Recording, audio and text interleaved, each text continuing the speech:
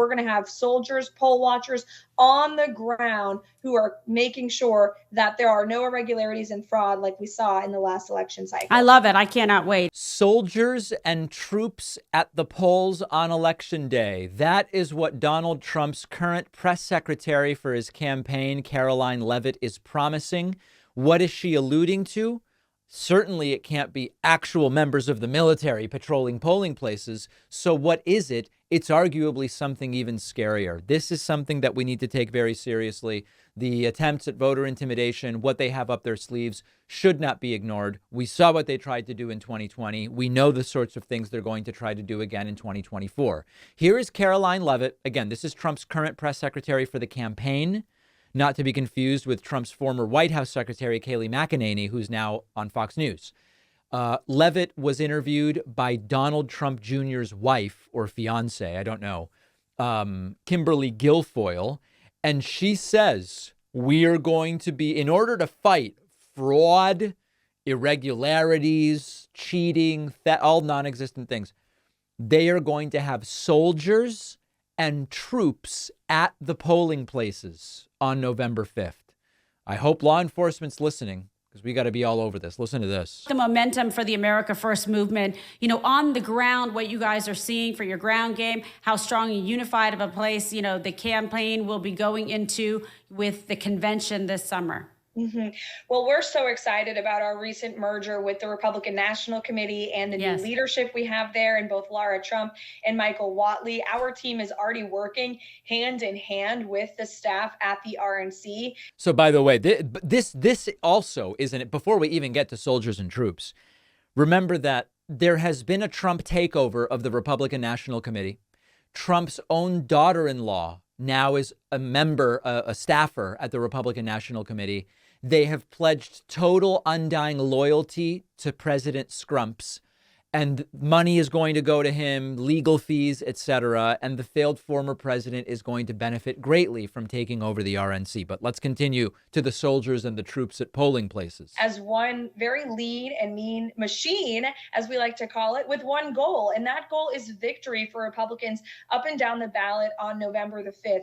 We have the team. Now it's time to deploy the troops on the ground. And we have an amazing volunteer-led effort right now in all of the battleground states, in addition to our great paid staff who will be making direct voter contact every single hour of every day between now and November the 5th to get out the vote. A large part of this is also educating voters on the laws within their state. If you live in an early voting state, we encourage you to get out and vote early. By the way, remember, early voting, voting by mail, anything other than one day, go in, anything short of that. On the one hand, we were told in 2020, and Trump is still saying to this day, that that's all fraudulent. That's how the Democrats cheat.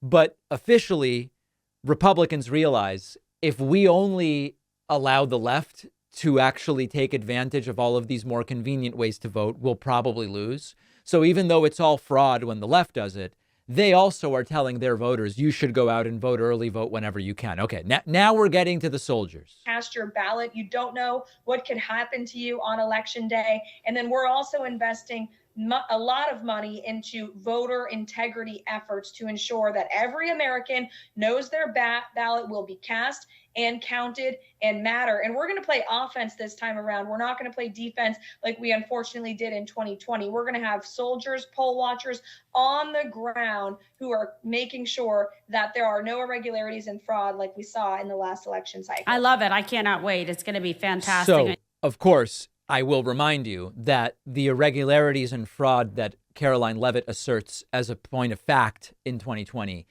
did not exist. We did all sorts of interviews about this, including with Ken Block, who was hired by Trump to investigate it. He couldn't find it. Courts couldn't find it. Nobody could find it. So that didn't happen.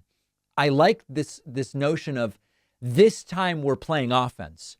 Last time we played defense. No, last time you played offense. You tried to steal an election you lost with frivolous court cases, strong-arming elected officials in a variety of states, and attempting to assemble fake slates of electors to go and say, oh, Trump won our state, when actually it was Biden who won it. Now, as far as soldiers, I can't imagine that these would be literal soldiers, because I just can't think of any way that actual members of the military, in their capacity as members of the military, are going to be deployed to polling places by Trump, because Trump isn't even going to be president in November. But they are being very clear. They plan a campaign of intimidation. They are planning it.